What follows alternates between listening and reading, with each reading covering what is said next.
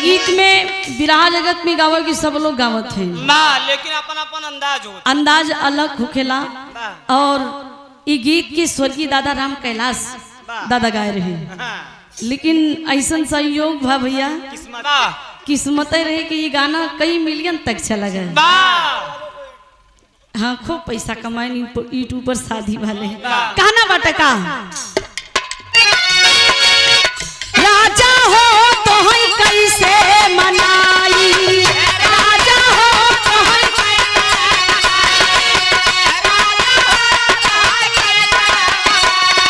रतिया में ला गई ना हमरा यऊ भाई, रतिया में ला गई ना हमरा यऊ भाई, दुल्हा हो तो है कैसे मनाई।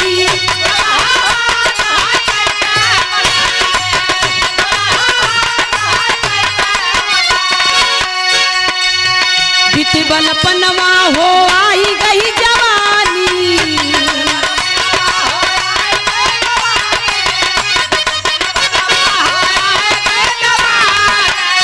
और ये यस म्यूजिक के प्रोप्राइटर आप सूरज प्रजापति मेरे भाई जी की ओर से बहुत सारा पुरस्कार दे के सम्मान के बहुत बहुत प्रणाम।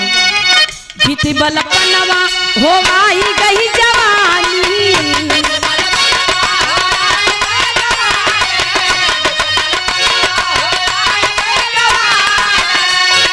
रही रही के रही रही के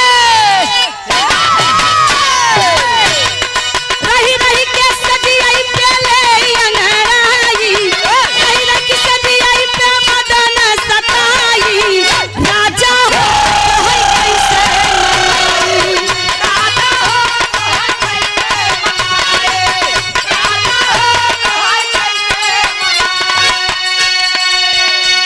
कहा जा नहीं दे सहारा वाली कजरा, काजा नहीं दे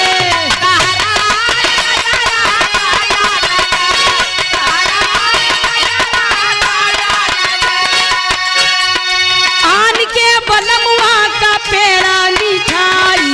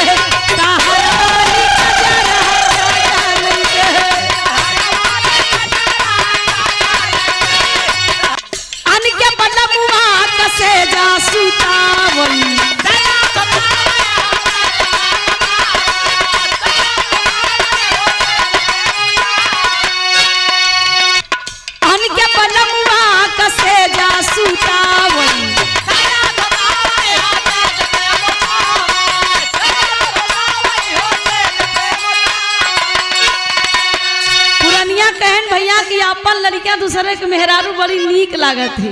ऊ कैसे अपन लड़किया कितना माटी कीचम खेले रहे भैया के झाड़ पोछ के कनिया में लेके खिलाली। हमार भैया है, हमार सुग्गा है, हमार फुलुलुआ ये पुलुलुआ का भैया वाली बात है। आपन मेहरारू कितना बढ़िया सब श्रृंगार करे रहे, कितना पीओपी पुट्टी लगाए रहा देख के कभो ना झुलाने भैया।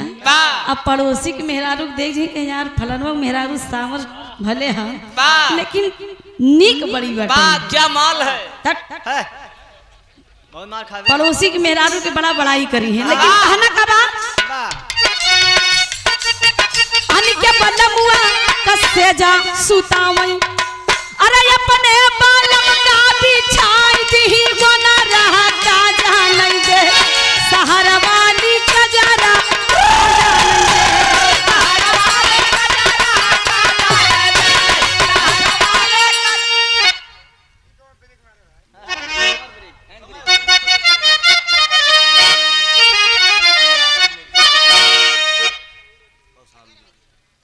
और ये कमलेश पाल थरवई में देसी निवास है हाँ निज निवास। और राजेपुर में इनका देसी शराब की कौशाम्बी मिर्जापुर हम तब मतलब जिला के कोने कोने में इनके देसी शराब की दुकान है ठिका है। और भैया की ओर से फिर दोबारा ये 200 रुपये दे के सम्मान बहुत बहुत प्रणाम आशीर्वाद की कामना मालिक करें आपके इसे देसी शराब के ठिका चलत रहे।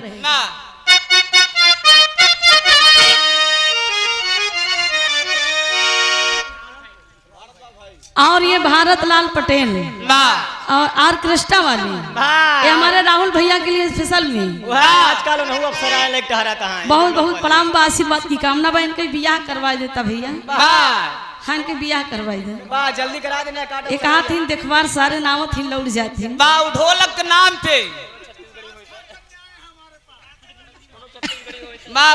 कोनो छत्तीसगढ़ी हो भाई सेट कराई देता इनके आई